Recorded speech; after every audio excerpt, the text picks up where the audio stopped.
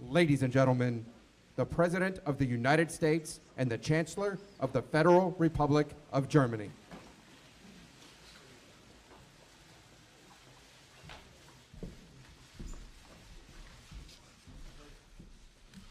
Thank you very much.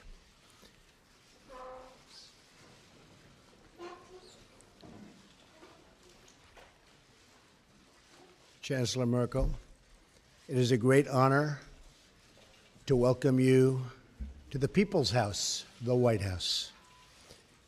Our two nations share much in common, including our desire for security, prosperity, and peace. We just concluded a productive meeting with the German and American companies to discuss workforce development and vocational training, very important words. Germany has done an incredible job training the employees and future employees and employing its manufacturing and industrial workforce. It's crucial that we provide our American workers with a really great employment outlook. And that includes making sure that we harness the full potential of women in our economy. My administration is in the process of rebuilding the American industrial base. A stronger America is in the interest, believe me, of the world as a whole. I reiterated to Chancellor Merkel my strong support for NATO, as well as the need for our NATO allies to pay their fair share for the cost of defense. Many nations owe vast sums of money from past years, and it is very unfair to the United States. These nations must pay what they owe. During our meeting, I thanked Chancellor Merkel for the German government's commitment to increase defense spending and work toward contributing at least 2% of GDP. I want to thank the Chancellor for her leadership in supporting NATO and its efforts in Afghanistan. This has come at significant cost, including the lives of over 50 German soldiers whose sacrifice we greatly honor. I also appreciate Chancellor Merkel's leadership, along with the French president, to resolve the conflict in Ukraine, where we ideally seek a peaceful solution. Most importantly, our two countries must continue to work together to protect our people from radical Islamic terrorism and to defeat ISIS. I applaud Chancellor Merkel for Germany's contributions, both civilian and military, as a counter-ISIS coalition member. We also recognize that immigration security is national security. We must protect our citizens from those who seek to spread terrorism, extremism, and violence inside our borders. Immigration is a privilege, not a right. And the safety of our citizens must always come first, without question. Over lunch, the Chancellor and I will talk about our economic partnership. We must work together towards fair and reciprocal trade policies that benefit both of our peoples. Millions of hardworking U.S. citizens have been left behind by international commerce, and together we can shape a future where all of our citizens have a path to financial security. The United States will respect historic institutions, and we will also recognize the right of free people to manage their own destiny. The close friendship between America and Germany is built on our shared values. We cherish individual rights, we uphold the rule of law, and we seek peace among nations. Our alliance is a symbol of strength and cooperation to the world. It is the foundation of a very, very hopeful future. Thank you.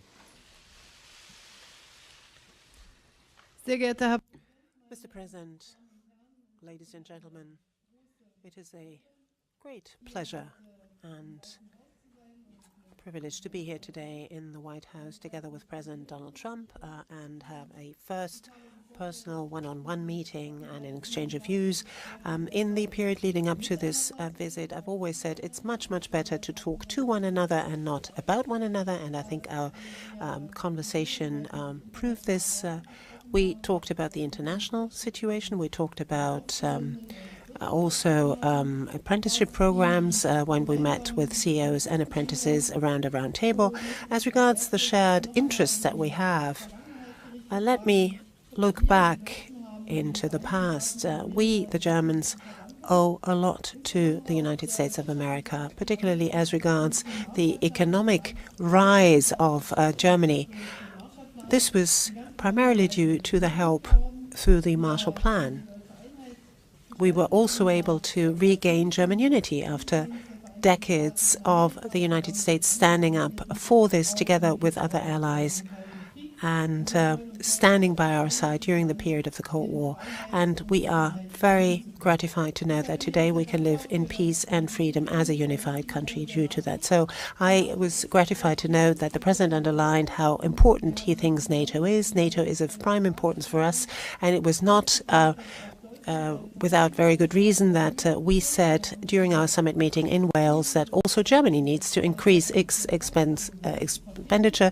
We committed to this 2% goal until 2024. Last year we increased our defense spending by 8%, and we're going to work together again and again on this. And we said that obviously defense and security has a lot of different assets and facets to it. On the one hand, it's supporting missions in Africa, for example. It's also promoting development assistance, but it's also helping missions in Africa, for example, in trying to stand up for their own safety and security. We continue to be in conversation. What was important for us today was that we were able to talk about Afghanistan, talk about what, as the President quite rightly said, the continuing mission of Germany in Afghanistan. I am very glad that the United States are intending to continue to commit to the Afghan mission as well. Together we fight against Islamist terrorism. Germany is going to step up its work and is going to continue its work in Afghanistan and also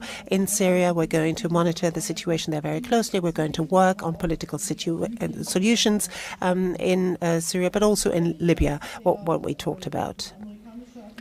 I am very gratified to know that the American administration and also the President personally commit himself to the Minsk process. We need to come to a solution of this problem.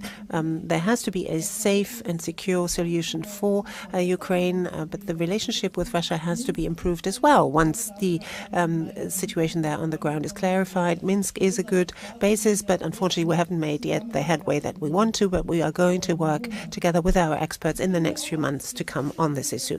I am also here in my capacity as G20 President.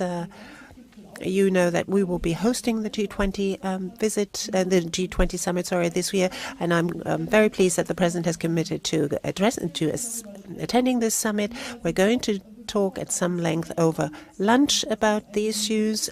We say trade has to be rendered fairer. There has to be a win-win situation. We can talk about the details of that. We've already seen today when we had an exchange with our CEOs and also with our apprentices what sort of potential we can tap, what sort of potential our two economies have. It's very moving to see, particularly meeting with these young people, what sort of work towards the future is being done by our companies there. So particularly in this period where we are transiting from traditional manufacturing to Industry 4.0, capacity building, skills are so important, incidentally, not only for young people, but also for those who maybe have lost their jobs and need to be reskilled in order to find a job again. And that is an issue I know is very important for you here in the United States, but it's also important for us in Germany. So I can say there are a number of issues where we will continue to cooperate very closely on the level of our experts, but also on our level. We had a very good first exchange of views, so I'm very much looking forward to the talks we will have over lunch. Thank you. Thank you very much. We'll do a couple of questions. Mark Halpern. Mr. President, thank you. A lot of Americans now have anxiety, like 8 years ago, as the government here debates what to do about health care. So I'm wondering if you can tell people what your bottom lines are, what's non-negotiable. You talked in the past about saying no one should deny health insurance if they can't afford it. You talked about no. The gentleman needs to use a microphone. Are those your part of your bottom line? Would you veto any piece of legislation that violated those? Madam Chancellor, I'd like to ask you. President Trump's got a different style than most recent past U.S. presidents. I'm wondering what you think of that style. If you think it's good for the world, or if you've got any reservations. Thank you both. Thank you, Mark. We just have a really wonderful group of people meeting later. We met with 12 pretty much no's in Congress. You saw that a little while ago, and they went from all no's to all yeses. And we have a lot of yeses coming in. It's all coming together. We're going to have great health care. It's going to be passed, I believe, I think, substantially and pretty quickly. It's coming together beautifully. You have the conservative groups. You have other groups. Everybody wants certain things. In the end, we're going to have a great health care plan. Now, I have to tell you that Obamacare is a disaster. It's failing. I was in Tennessee. We had a tremendous crowd the other night, and they have half of the state is uncovered. The insurance companies have left, and the other half has one insurance company, and that'll probably be bailing out pretty soon also. They have nobody. You have many states where they have one, and you have a lot of places now where they'll have none. Obamacare will fail. It will fold. It will close up very, very soon if something isn't done. I've often said politically the best thing I can do is absolutely nothing. Wait 1 year, and then even the Democrats will come say, please, please, you got to help us.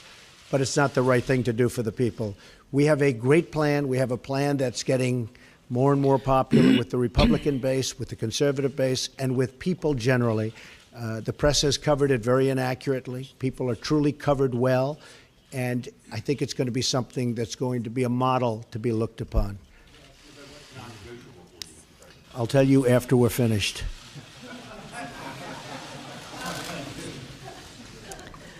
Ja, danke schön. Thank you very much.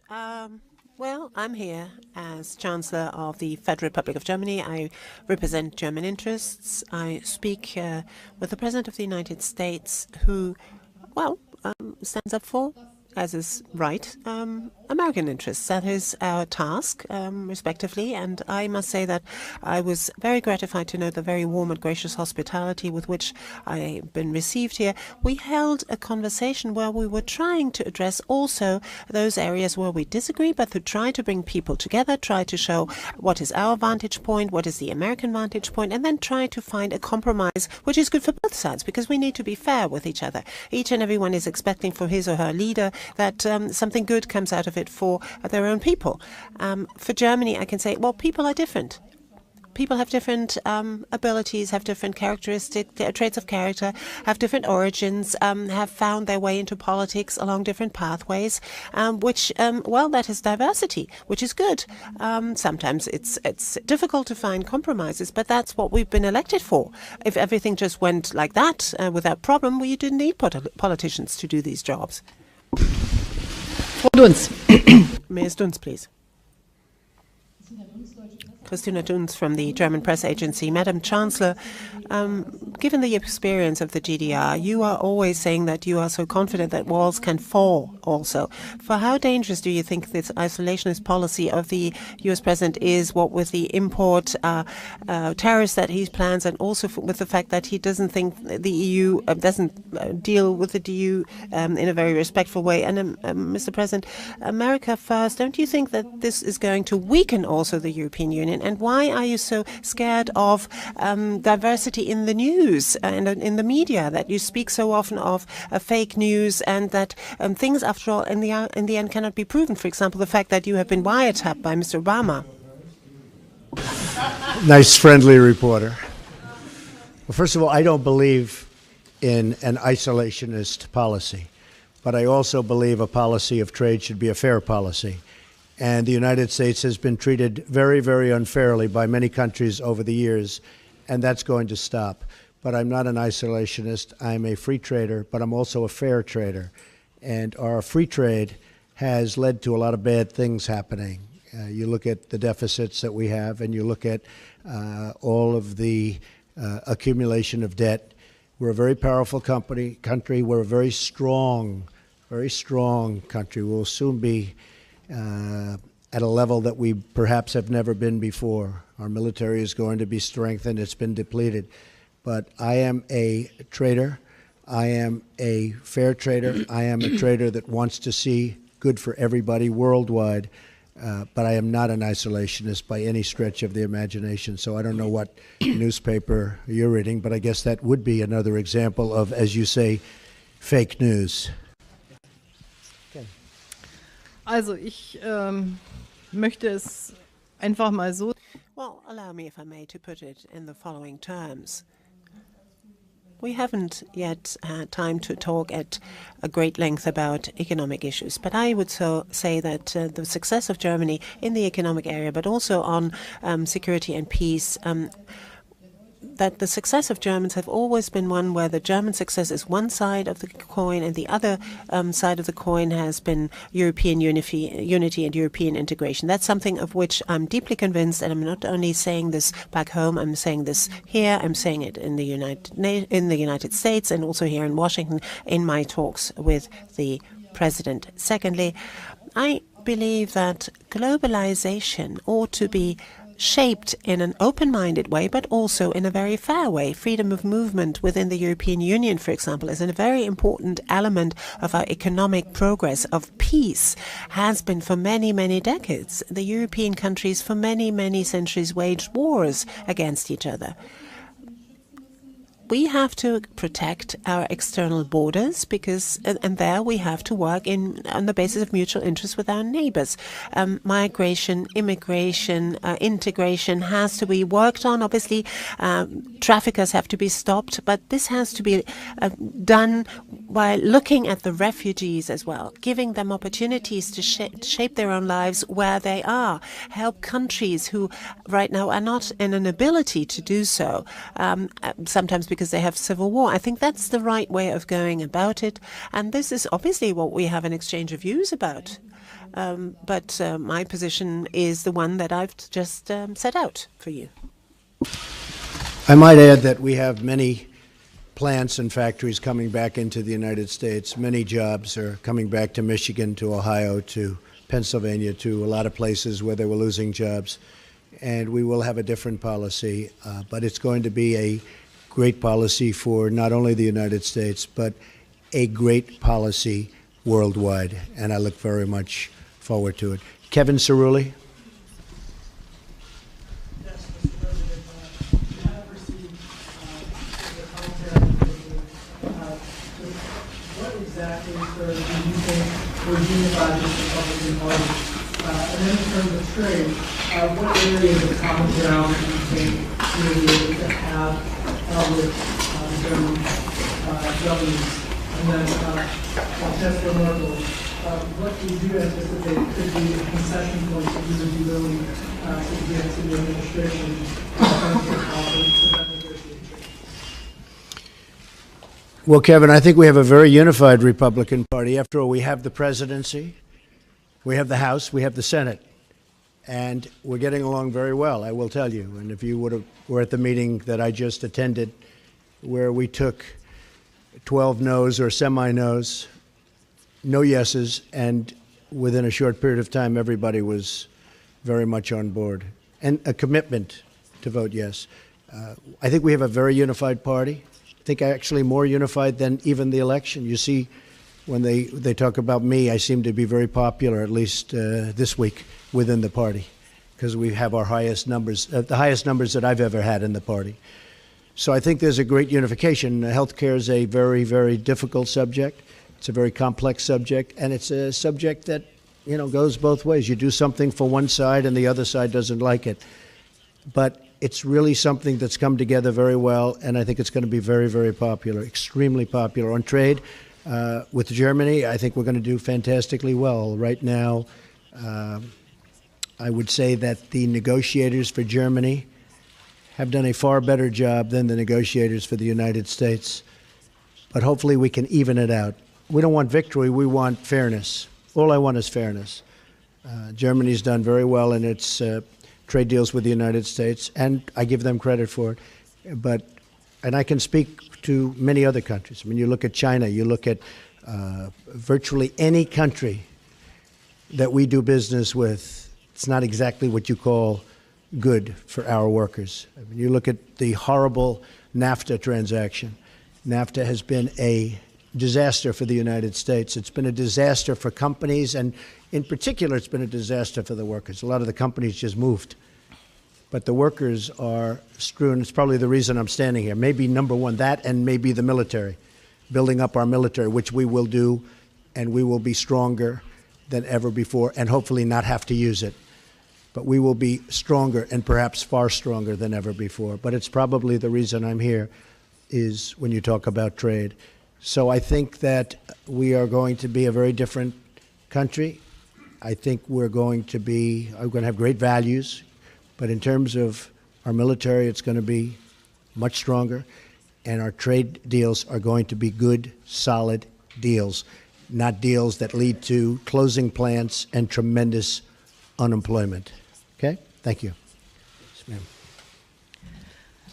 Wenn wir über When we speak about trade agreements, then the European Union is negotiating those agreements for all of the member states of the European Union. But obviously, there's also input by the member states. They bring to the table what's important to them. We have underlined as German industry, German business community, and have made the experience that any kind of agreement that we have concluded, for example, at the very latest with South Korea, brought us more jobs, actually. People were very much concerned about losing jobs, for example, the automotive industry. But in the end, it turned out, particularly as regards South Korea, in the end, it turned out that both sides benefited. And I think it's only fair. That's the purpose of concluding agreements, that both sides win. And that is the sort of spirit, I think, in which we ought to be guided in negotiating any agreement between the United States of America and the EU. I hope that we can resume the agreement that we started. We have just now concluded our agreement with Canada, and I hope that we will come back to the table and talk about the agreement between EU and the US again. Mr. Graf, please. Thank you. Ansgar Graf from Die Welt. Madam Chancellor, a question addressed to you. Today, we're talking about trade. The President in the past always said that he doesn't like multilateral trade agreements but prefers bilateral trade agreements. Do you think, from the EU's point of view, TTIP is a bilateral agreement with Washington on one side, the EU on the other side? Now, is the problem maybe that America, the President of the United States, and the Europeans have a basically different understanding of what the EU is all about? That's my question addressed to you. And, Mr. President, my question addressed to you, if I may. Rejected White House claims that the alleged wiretapping on you, on the Trump Tower, on Trump Organization, or on members of your campaign was that British intelligence was either responsible for it or involved in it.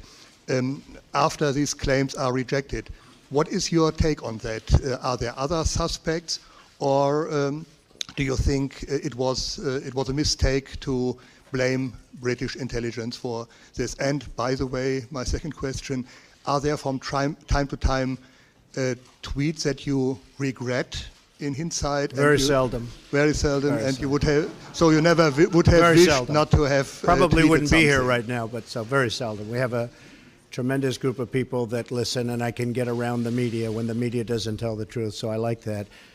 As far as wiretapping, I guess, by this past administration, at least we have something in common, perhaps.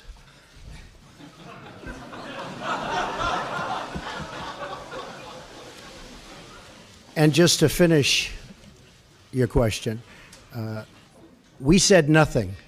All we did was quote a certain very talented legal mind who was the one responsible for saying that on television. I didn't make an opinion on it.